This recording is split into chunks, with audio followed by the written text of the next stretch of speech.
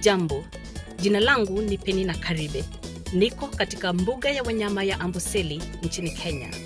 Hi, I'm Peninah Karibe. I'm at the Amboseli National Park in Kenya.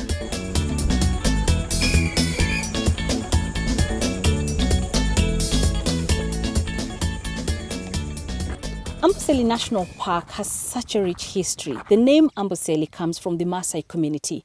It's the predominant community in this area, and so it has such a huge influence in the park itself. The name Amboseli is a Maasai word that means salty dust. So it describes the soil that you find in the park and actually even around the park in the area. So it is very fine, loose soil, and it is ashy in color. And a lot of times when there's wind, and you'll see that especially when it's hot, there's wind, you'll see these little dust storms that are commonly known as dust devils in this area. Now, Amboseli is also known for two things. One, it's referred to as the land of giants, and that's because you find over 1,000 elephants in this park, free-ranging elephants. So you get a very good up-close view of these free-range elephants in the park. Like, you literally have to stop your vehicle sometimes to just let them pass. In fact, one of the interesting things I picked up as we were coming into Amboseli Park, right at one of the gates, they have a set of rules, the do's and the don'ts as you come in, and one of them is about the speed limit. They say the maximum speed is 40 kilometers per hour, and if you exceed that, you will be flagged down by an elephant. Interesting, right? So that just gives you a picture of just how many of these jumbos there are in Amboseli Park. And that's one of the main attractions of the park. The second attraction is the majestic Mount Kilimanjaro. It crowns the park. On a very clear day, you will actually be able to see the snow-capped peaks. Beautiful. We've been here for 3 days now, and we've been fortunate to actually capture the snow-capped peaks in the evening. This has happened mostly in the evening, right about 5 p.m. as the sun is just about to go down, and it actually goes all the way until dusk. So it's a beautiful sight. You actually get a very good view of that. You could have a beautiful picture. Now, Mount Kilimanjaro is actually across the border. It is not in Kenya, it is in Tanzania. Amazingly though, you actually get the best view of the mountain from the Kenyan side here inside the Amboseli National Park. So that's another huge attraction. So as we take a drive through Amboseli, we're likely to see quite a huge number of animals. It's actually a very dynamic and very unique ecosystem. The park itself is very small. It's only 390 square kilometers, but amazingly, it has such a huge array of animals. It's a haven of biodiversity. We have over 400 species of birds. How amazing is that? And we have these beautiful birds as well called flamingos that emigrated from Lake Nakuru and came to Amboseli just recently. So that is also pulling in lots of tourists who cannot perhaps make it to the other side of Kenya, and they come here to Amboseli and they get to see this fantastic bird. So we'll be able to see that. We'll be able to see lots of animals from the Lion King. Most of us have watched that movie. So we have the elephants, we have the lions, you remember this, the Simba, Nala, and so many others, the hyenas, remember the character Shenzi. We're likely to see all of these animals, and the beauty of Amboseli is it's open plains, so it's very easy to spot them from a distance. So let's take a drive and see.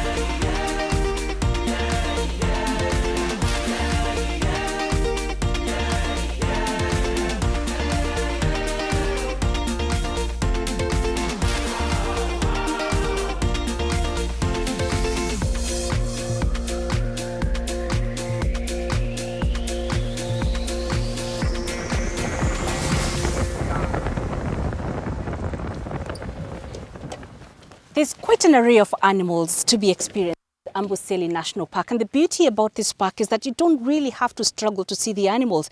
You could just be taking a drive on the road and boom, there they are. Like now, for instance, look at this old buffalo male just lying here next to the road in this marshy area.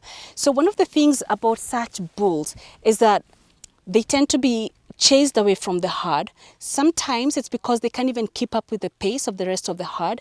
And so you find they slow down and eventually they're left alone. And you can tell its age by the horns. If you look at it, you find they're long, they've curved all the way up. Because they grow with time, it tells you that it's actually lived its years. But looking across the road on the other side, if you can see, there's a huge herd of buffaloes. So most likely this old male was in that herd, or it could be any other herd. But when you find a herd like that, it's a mix of cows, and those are female buffaloes, and young ones and young adults. But when you find a lone male, like the one we've just shown you, that's a very dangerous animal because most times they're angry. They're always angry and ready to attack. But when they are in such a herd, for them, it's security. Because when they are attacked by lions, then they're able to fight back. But the beauty about Amboseli, like I said, the elephants, they're really everywhere. I mean, just look at this spectacular view. They're in this marsh, they're feeding, and you know elephants are heavy feeders. Let's get more from Mr. Samuel Atambo. He's a ranger here at Amboseli National Park. Thank you for your time. Thank you. So we know that you get to know, I think, all the elephants individually here in Amboseli. Yeah. And we've heard a lot about elephants such as Echo. Yeah. But we also know there was another celebrity recently. Yeah. Talk to us about him. Tell us his name and why that elephant was so famous. Oh, the name of the elephant was Tim. Actually, those were one of the huge bulls we have ever had here. So, and actually it had a very massive tusks which will touch even the ground. And you know, it could lead the other bulls. There's a group of 6. They can move from the park, then they go outside, and they go and feed on the plants on the other side, and also destroy the vegetation and the crops for the villagers which surrounds the park here. And also Tim used to be very famous because it can destroy the electric fence. It had that knowledge without even being hurt. So it was very experienced bull here, and it was a dominant male. I've heard that his tusks literally touched the ground. Yeah. Is that true? Very true, very true. Wow. Yeah. So that is what made him so unique. Yeah, because of the genes, you know, some of the elephants, the genes, it's like for the human beings, you get some has long teeth, some have short teeth. So for the team, they used to be very massive, and they used to touch even the ground. Okay. Yeah. So elephants can live up to how many years? They can live up to 70 years. Wow. Like now, Tim lived up to, I think, almost 70 years. Really? But he died on 2020. Yeah. And he died of, was it an injury or just natural causes? It's a natural cause because Old actually age. old age. Aha. Yeah, very true. Okay. Yeah. Now talk to us a little bit about some of the characteristics of elephants. For instance, we've noticed that everywhere where there's a bit of water, we find them, or trees. Yeah. Talk to us about why they're so popular in these areas. Actually, they're popular in this area because you can see here there's plenty of food. There's a lot of water here. So that's the reason why they're eating here. You can see this is the place where you can see green grass, green vegetation, and the area is cool for them. Yeah. And what about the white birds? Because they're everywhere. Where you see an elephant or even a buffalo, you find the white birds. What are they called, and what purpose do they serve? Oh, actually, for those ones, they are called the cattle egrets. Actually, they follow these big mammals because when they are moving, the grasshopper can see the grasshopper very easily, and also it can pick some ticks from those animals. Aha. Yeah. And of course, they don't harm the animals. If anything, when they're removing the ticks, they're helping clean themselves. Very true. Aha, okay. Yeah. There's a sound I noticed the elephants were making. Yeah. A low rumbling sound. Very What true. does that sound signify? Actually, they are communicating. You know, they can vibrate, they can communicate up to 10 kilometers radius. So that's the reason why you hear the sound. So they are communicating. Maybe they are seeing danger, or they want to move to the other end. Okay? That's the reason why they normally communicate a lot. Yeah. Okay. Another thing I've noticed about the elephants is you find a large one at the front, you'll find like a large one at the back, and there's always this little young one somewhere clustered in the middle. That kind of pattern, is it to protect the young ones or is it coincidental? Yeah, no, actually it's protected the young ones when they sense danger. Actually, when they move in a single file, and then normally the calves, they're in the middle for their safety. So for the elephants like this, the big herd, you get the one which is experienced, known as the matriarch. It's the one which guides this family when they go and eat food, when they move from the marsh to the other end. So actually, the old one is the one which is experienced. So it's the one which guides this other family to places where they want to move to. Okay. Yeah. Right. So when we talk about elephants, you know, they're huge, huge, huge mammals. The other animal that comes to mind, especially for people who've watched the movie Lion King, are the lions, the king of the jungle. You know, for movie lovers, they will remember Simba, Nala. So, you know, when we talk about lions and them being the king of the jungle, and an elephant being the largest land mammal, is it often that you find elephants being attacked by lions, for instance? Yeah, elephants they can be attacked by lions, but these lions they have be many in number. Yes. The pride of like 10, Yes. and the strong ones. That's when they can bring down the elephants. But mostly they go for their cubs, the small ones. Okay. Yeah. All right. But it's not easy for them. Yes. Because elephants actually know how to defend their young ones. Okay. And their experience. Yeah. And you know, the impression you get from a lion, Simba, being the king of the jungle, is that he can literally get any animal that he wants. Is that always the case? Talk to us a little bit about how they hunt the animals they prefer and why. Actually, for the lions, like now here in Amboseli, they normally hunt the zebras and the wild beasts. Actually, these are easy catch for them. Yeah. Yeah, and they're plenty, there are many, the grazers. But sometimes they can go for big kill. You know, the pride goes and it can bring down a big elephant like this one, then they can eat it for some time, right? And they can defend that kill until they finish it completely. Okay. Yeah. And in the movie Lion King, Nala, she was this very strong character. She was the wife, you know, of Simba.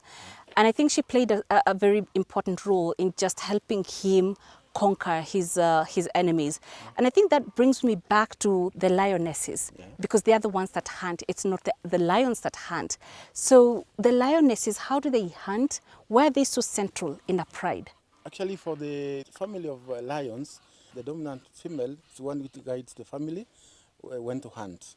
Okay, so normally for the lions, the female is the one which hunts very accurately and they're very fast actually. For the big males, actually after the lioness, they have killed an animal, male will come and feed first, then the lioness will feed later, and the calves also. So actually, that's the reason why you see the mother of that pride is very caring and he knows when to look for food. So like human beings. Yes, Yeah. the mother, The the mother peel of the community. Very true. Okay, and finally, the hyenas. We've seen quite a number of them here at Amboseli National Park. Very opportunistic animals sometimes. They wait for the lions to make a kill, and then they go for that kill, especially if it's just the lionesses. A lot of people refer to hyenas as foolish. In fact, I remember in that Lion King movie, there was this character called Shenzi. In Kiswahili, it means a fool, right? Fool, Yeah, but are hyenas really foolish animals? No, they're not foolish animals. Actually, animals like even hyenas, they can kill a live animal like a zebra, like buffalo. You know, when they move together like a group, they can attack a big animal and they can bring it down and they can just consume it completely. But I think it's not full because they have their hierarchy also and they're good hunters. Yeah, but they're opportunistic also. And you know, for the hyenas, they're the one who cleans our park. After the leftovers have been left, they go and eat those leftovers. So they play a key role in cleaning our park here. And that is why there's no foul smell Very true. in the park, despite the many kills that happen. Very true. Thank you very much, Mr. Atambo, for shedding light on all of these animal characters. Okay. We appreciate it. Thank you very much. Thank you very much. I think the biggest takeaway for me these few days I have spent here at the Amboseli National Park is just how important preservation and conservation of wildlife really is. Amboseli is known for having huge elephants with massive tusks, as you've heard from the ranger Atambo team, who just recently passed away of old age, lived to a ripe old age, had tusks that literally would touch the ground, and you don't really get to see that a lot. And the reason why Amboseli has such a success story when it comes to preservation and conservation of elephants is because it started way back, centuries back, because this area, as I mentioned earlier, is predominantly a Maasai area, and the Maasais are known for having fierce warriors. And so back in the day, they had a reputation for being so fiercely protective of these animals that poachers actually never made it to come and poach any animals. And so that reputation was carried on down centuries, and you can see that is how Amboseli has managed to conserve these gentle giants. For me, I guess we wouldn't be talking about elephants if we didn't have such people that were so committed to protecting their heritage. And I guess that is important, to pass down these unique lessons and these unique, beautiful pictures, and experiences of these animals down to other generations to come. My thoughts looking at these beautiful animals, enjoying this beautiful diversity here, I think this is one of the takeaways for me after this whole visit here at the Amboseli National Park.